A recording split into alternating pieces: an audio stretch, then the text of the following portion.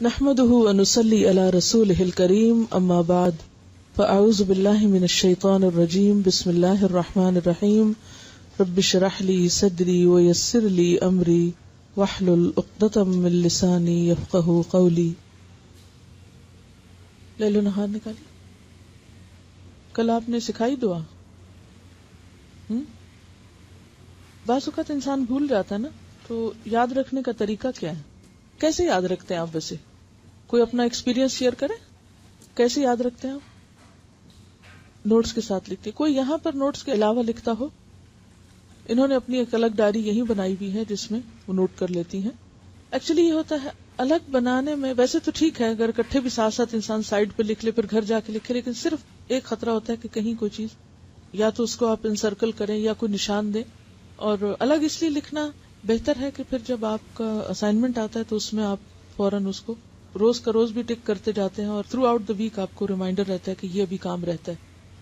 یقیناً آپ کے کچھ ہوم ورک ایسے ہیں جو فوری طور پر ہو نہیں چکیں گے, وہ لائف ٹائم یا لانگ ٹرم ہوم ورک ہیں, لیکن ان کو بھی الگ لکھنے میں پھر آپ اگر اپنی ڈائری کو دو حصوں میں کر لیں کہ ایک شارٹ ٹرم اور ایک لانگ ٹرم, کہ جو آپ کو آئندہ کرتے رہنا ہے. ایک تو یہ کہ ایک دن کیا کام ختم, اور ایک کام ایسا ہوگا کہ جو آپ کو آگے چلتے رہنا ہے اس کو لے کے انشاءاللہ تعالی.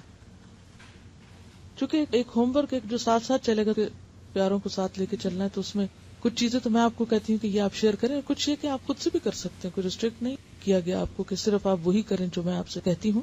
جو بھی چیز آپ کو اچھی لگے یا آپ کے گھر کے یا حالات اور ماحول کے مطابق آپ مناسب سمجھے, اس کو بھی آپ شیئر کریں. تو یاد ہو گئی تھی بچوں کو یا کسی کو بھی؟ ایک بڑے بچے بھی ہوتے ہیں گھر میں, ان کو بھی یاد کرا سکتے ہیں, ان کا بھی خیال رکھا کریں. جی اب آج آپ جا کے پوچھیں کہ آپ نے پڑھی پھر مغرب کے بعد؟ بچے یقیناً خوش بہت ہوئے ہوں گے, بس اتنی سی بات اور پھر ہم دوزخ میں نہیں جائیں گے. چلیے اب یہ صبح شام کی مسنون دعائیں آ رہی ہیں, آپ صبح میں الگ سے بھی پڑھ رہے ہیں, اور یہاں میں ایک دفعہ ساری پڑھ دوں گی تاکہ اس کا پروننسیشن آپ جان لیں اگر کہیں کوئی کمی بیشی ہے. اور یہ ہے کہ یہ بھی ایک دن میں ہونے والی نہیں, ان میں سے اگر کچھ ایک بھی آپ بچوں کو سکھا دیں, کم از کم بسم اللہ الذی لا یضر والی دعا جو ہے وہ تو ہر ایک کو سکھا دینی چاہیے بچوں کو, کیونکہ بہت چھوٹی سی ہے اور بہت ہی جامع دعا ہے. صبح شام کی مسنون دعائیں. جو شخص صبح شام 100 مرتبہ سبحان اللہ و بحمدہ پڑھے, یعنی صرف اتنا, تو اللہ تعالیٰ اس کے تمام گناہ معاف فرما دیں گے اگرچہ سمندر کی جھاگ کے برابر ہو. اس کی عادت کیسے ڈال سکتے ہیں آپ؟ کیونکہ مصروف ہے نا سب, تو اتنا وقت تو نہیں ہوگا کہ جا نماز پہ بیٹھ کے 100 دفعہ پڑھ کے پھر اٹھے. میں صرف یہ پوچھ رہی ہوں کہ آپ کی عادات کیا ہیں, آپ طریقہ کیا کرتے ہیں. ظاہر ہے کہ فارغ تو آپ میں سے کوئی بھی نہیں کہ جو صرف مصلی پہ بیٹھ کے یہ تسبیحات کرے گا, تو دنیا کو ساتھ لے کے چلنا, گھر کی ذمہ داریاں ادا کرنا اور ساتھ ان اذکار کی پابندی کرنا, اس کو کس طرح ممکن بنایا جائے اس پہ بات کریں. اچھا, گھر کا کام کرتے ہوئے ساتھ ساتھ, اور انہوں نے برتن دھونے کے ساتھ اپنا باندھ رکھا ہے, یہ بھی اچھا ہے. یعنی کوئی ایک خاص کام جو آپ کو روز کرنا ہے تو اس خاص کام کے ساتھ آپ ایک خاص ذکر جو ہے وہ اپنا باندھ لیں. انہوں نے اپنی تسبیح بائیں ہاتھ میں لٹکائی ہوتی, دائیں ہاتھ سے ہی کام کرتی اور بائیں ہاتھ سے ان کے وہ یاد دہانی ساتھ ساتھ رہتی. ایک تو ہے نا کہ ہر وقت کوئی بھی ذکر آپ کریں, لیکن یہ جو مخصوص اذکار بتائے گئے مخصوص اوقات میں کرنے کے, تو ان کا فائدہ جب ہی ہوتا ہے جب ہم ان کو اوقات کی پابندی کے ساتھ کرتے ہیں. اور اصل میں اس کے پیچھے حکمت بھی یہی ہے وقت بتانے کی, کہ پھر انسان اس میں مس نہیں کرتا. صبح ہوئی, اللہ کی یاد آئی, اور سنت کے مطابق جو آپ صلی اللہ علیہ وسلم نے بتایا وہ ذکر کرنا. ویسے تو آپ کوئی بھی کر سکتے ہیں, ہر ذکر میں فائدہ ہے, لیکن آپ کے نقش قدم پہ چلنا, جہاں آپ نے قدم رکھا وہیں پیچھے رکھنا, اس کا لطف ہی کچھ اور ہے. ٹھیک ہے نا, یعنی اس میں تھوڑا فرق ہو جاتا ہے پھر. چلیے, آپ صلی اللہ علیہ وسلم نے فرمایا صبح شام 3 مرتبہ یہ دعا پڑھنے والا دن اور رات کی تکلیفوں اور نقصان سے محفوظ رہتا ہے.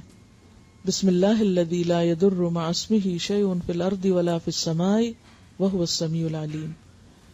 صبح شام اس اللہ تعالی کا نام لیتا ہوں جس کے نام کی وجہ سے زمین و آسمان کی کوئی چیز نقصان نہیں پہنچا سکتی, اور وہ سننے اور جاننے والا ہے. آپ صلی اللہ علیہ وسلم اس دعا کو بھی روزانہ صبح شام 3 مرتبہ پڑھتے تھے. اللہم عافنی فی بدنی, اللہم عافنی فی سمعی, اللہم عافنی فی بصری, لا الہ الا انت. اس دعا کو آپ صبح اور شام کے مثلا سنت کے بعد یا فرض کے بعد اگر مقرر کر لیں تو انشاءاللہ تعالی پھر بھولیں گے نہیں. اے اللہ میرے بدن میں عافیت عطا فرما، اے اللہ میری سماعت میں عافیت عطا فرما، یعنی میرے کان ٹھیک رکھ. اے اللہ میری بینائی میں عافیت عطا فرما. آپ کے سوا کوئی بھی معبود نہیں ہے، کیونکہ انسان کی جسمانی صحت اس کی عبادت کے لیے، اس کے کام کاج کے لیے، فرائض کی ادائیگی کے لیے بہت ضروری ہے. تو آپ صلی اللہ علیہ وسلم 3 بار صبح اور شام یہ پڑھتے تھے. اب ویسے تو آپ ایک بار بھی پڑھ سکتے ہیں، لیکن اصل سنت کیا ہے؟ پھر 3 بار پڑھنا. آپ صلی اللہ علیہ وسلم نے فرمایا کہ جو شخص سورہ اخلاص، سورہ فلق اور سورۃ الناس صبح شام 3 بار پڑھے گا تو وہ ہر قسم کی آفت سے محفوظ رہے گا. ترمذی کی روایت ہے. آپ صلی اللہ علیہ وسلم نے سیدہ فاطمہ رضی اللہ تعالی عنہا کو ہر صبح و شام یہ دعا مانگنے کا حکم دیا تھا، یعنی آپ نے اپنی بیٹی کو یہ دعا سکھائی تھی. یا حی یا قیوم برحمتک استغیث فاصلح لی شأنی کلہ ولا تکلنی الی نفسی طرفۃ عین. اے ہمیشہ زندہ اور قائم رہنے والے، آپ ہی کی رحمت کا واسطہ دے کر فریاد کرتا ہوں کہ میرے سب کاموں کو درست کر دیں اور مجھے میرے نفس کی طرف پلک جھپکنے کی دیر کے لیے بھی حوالے نہ کریں. اس کا کیا مطلب ہے؟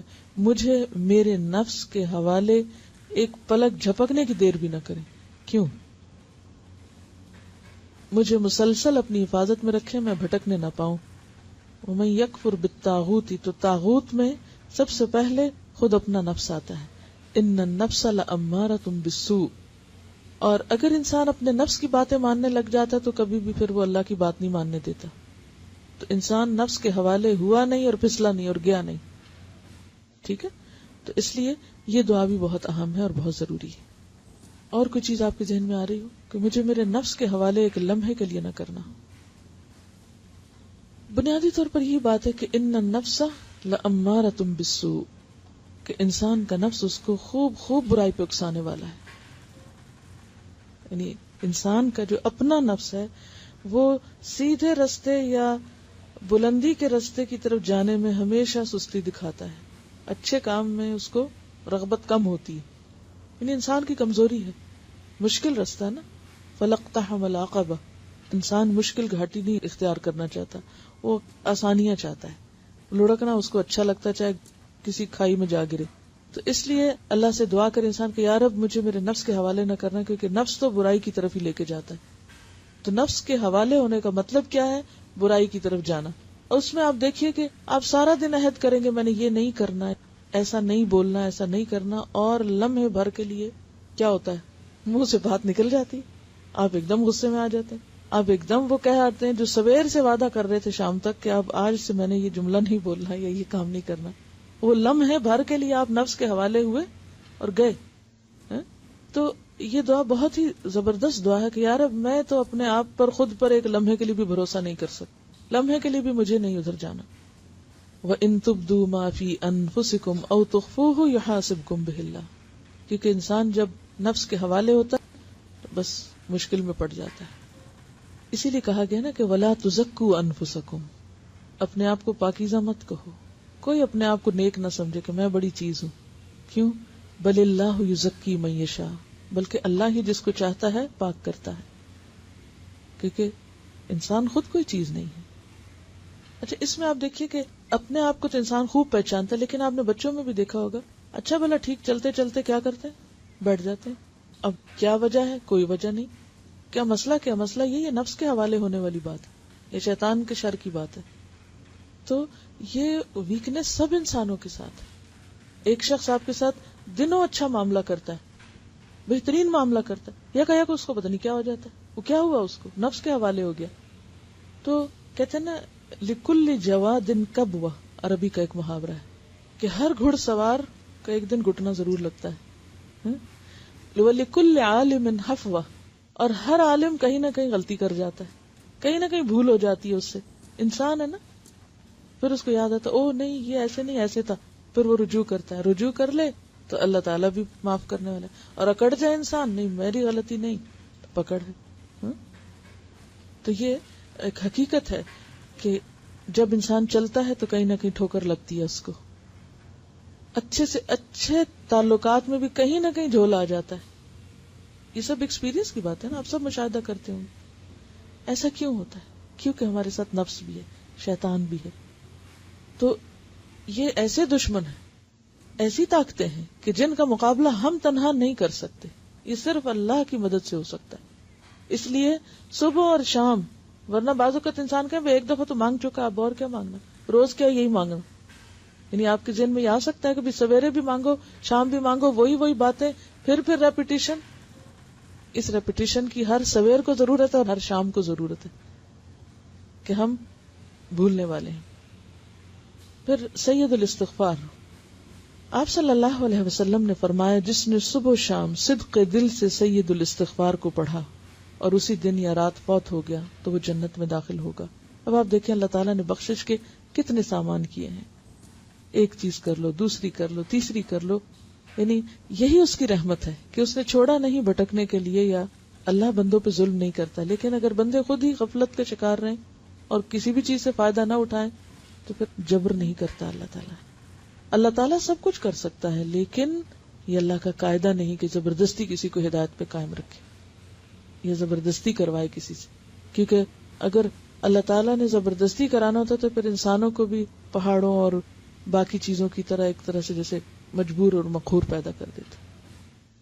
تو اس نے ایسا نہیں چاہا انسانوں کے لیے. سید الاستغفار یہ ہے, اللہم انت ربی لا الہ الا انت خلقتنی وانا عبدک وانا علی عہدک ووعدک ما استطعت اعوذ بک من شر ما صنعت ابوء لک بنعمتک علی وابوء بذنبی فاغفر لی فإنہ لا یغفر الذنوب الا انت. اے اللہ, آپ ہی میرے رب ہیں, آپ کے سوا کوئی عبادت کے لائق نہیں.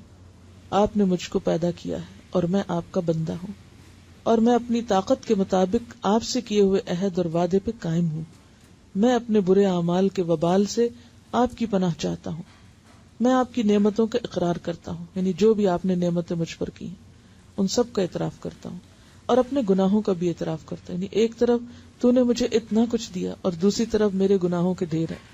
آپ میرے گناہوں کو معاف فرما دیجئے, کیونکہ آپ کے سوا کوئی بھی گناہوں کو معاف نہیں کر سکتا.